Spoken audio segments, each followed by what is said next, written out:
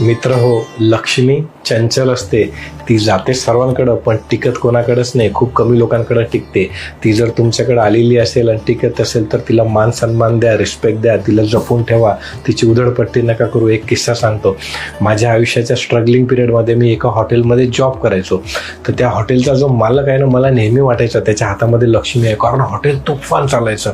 म्हणजे मला वाटायचं एका दिवसाचा धंदा 20-22 वर्षापूर्वी 25-25, 30-30, 40-40 हजार रुपये असावा कदाचित. एवढा तुफान हॉटेल चालायचं. 7-8-10 वर्षाचा फेज मी माझ्या डोळ्यांनी बघितला. नंतर एक सिच्युएशन अशी आली, ती जी हॉटेल होती ना ती दुसऱ्याच्या जागेवरती होती. तो जो जागेचा मालक आहे तो येऊन यांना म्हटला की आता मी स्वतः हॉटेल चालवणार आहे. यांना हॉटेलच्या बाहेर जायला लागलं. दुर्दैव त्याच्या पुढचं आहे. पुढच्या काही वर्षांमध्ये हा माणूस एवढा कफल्लक झाला, जो लाखो रुपये कमवायचा, की त्याच्याकडं घर चालवायला सुद्धा पैसे राहिले नव्हते, कारण त्याला लक्ष्मी सांभाळता आली नव्हती. त्यामुळं जेव्हा जेव्हा तुमच्याकडे लक्ष्मी येत असेल तर तिचा खूप रिस्पेक्ट करायचा आणि खूप ठिकाणी गुंतवणूक करून ठेवायची. म्हणजे जेव्हा आपला बॅड पॅच येतो तेव्हा ते सगळं आपल्या कामात येतं.